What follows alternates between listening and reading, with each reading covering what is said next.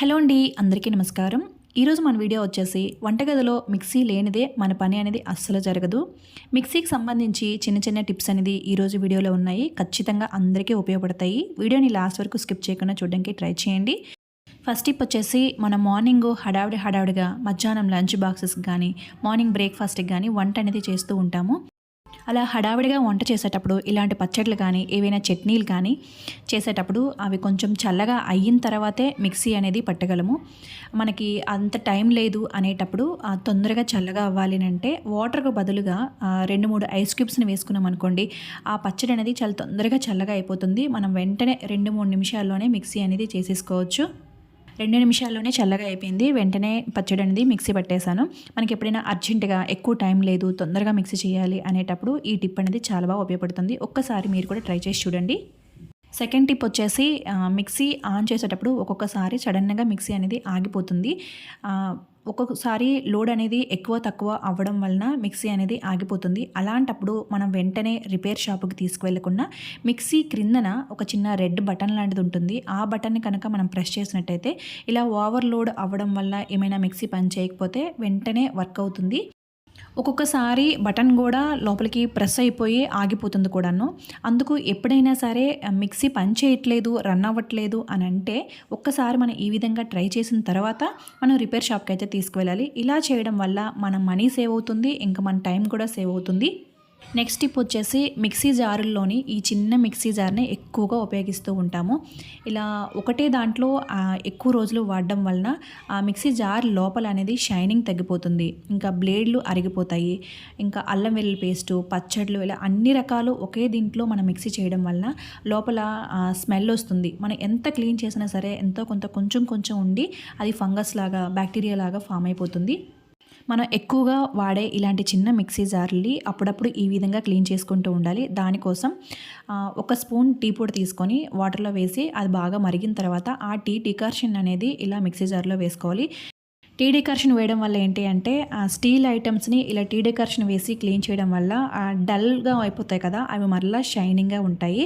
అందుకోసం కొంచెం tea decoction వేసుకుంటున్నాను. తర్వాత మనం స్మెల్ అనేది వస్తుంది కదండి, అన్ని రకాల పచ్చళ్ళు, అల్లం వెల్లుల్లి పేస్ట్ ఇలాంటివన్నీ వేస్ట్ చేస్తూ ఉంటాం కదా, అలా స్మెల్ రాకుండా ఉండడానికి కొంచెం పసుపు వేసుకోవాలి. పసుపు కూడాను యాంటీ బ్యాక్టీరియల్ కింద పనిచేస్తుంది కాబట్టి ఏమైనా ఫంగస్ లాంటిది, బ్యాక్టీరియా లాంటిది ఉన్నా కూడా క్లీన్ అయిపోతుంది. ఇంకా బ్లేడ్లు అనేది షార్ప్గా అవడం కోసం ఒక 2-3 ఐస్ క్యూబ్స్ని కూడా వేసుకొని ఒక 2-3 సార్లు మనం మిక్సీ చేసుకున్నాం అనుకోండి, మొత్తం ఆ మిక్సీ జార్ లోపల ఉన్నదంతా కూడా చక్కగా క్లీన్ అయిపోతుంది. మిక్సీ జార్లో ఉన్న బ్లేడ్లు షార్ప్గా ఉంటాయి. మిక్సీ జార్ కూడాను షైనింగ్గా ఉంటుంది. ఎన్ని సంవత్సరాలు వాడినా సరే మిక్సీ జార్ అనేది పాడవకుండా చక్కగా ఉంటుంది. మనం ఎక్కువగా ఉపయోగించే మిక్సీ జార్ని అప్పుడప్పుడు ఈ విధంగా క్లీన్ చేసుకున్నట్టయితే మనం ఎక్కువ సంవత్సరాల వరకు కూడాను ఒకటే మిక్సీ జార్ని అనేది ఉపయోగించుకోవచ్చు. మిక్సీ చేసేసిన తర్వాత దాన్ని క్లీన్ చేసి చూపిస్తున్నాను చూడండి. మిక్సీ జార్ అనేది బాగా షైనింగ్గా కనిపిస్తుంది. అదేవిధంగా ఒక్కొక్కసారి మిక్సీ జార్ లోపల ఆ బ్లేడ్ అనేది ఫ్రీగా తిరగదు. ఫ్రీగా ఆ బ్లేడ్ అనేది తిరిగితేనే మన మిక్సీ జార్లో ఏవైనా పచ్చళ్ళు కానీ ఏవైనా పొడులు కానీ వేసేటప్పుడు తొందరగా నలుగుతాయి. అలా బ్లేడ్ అనేది ఫ్రీగా మూవ్ అవ్వట్లేదు అనేటప్పుడు కొద్దిగా ఆయిల్ తీసుకొని ఆ బ్లేడ్ దగ్గర కొద్దిగా ఆయిల్ అనేది వేసుకొని స్టవ్ మీద ఇప్పుడు ఆ బ్లేడ్ దగ్గర లోపల పార్ట్ని అనేది కొద్దిగా వేడి చేసామనుకోండి, ఇప్పుడు ఆ బ్లేడ్ అనేది ఫ్రీగా మూవ్ అవుతుంది.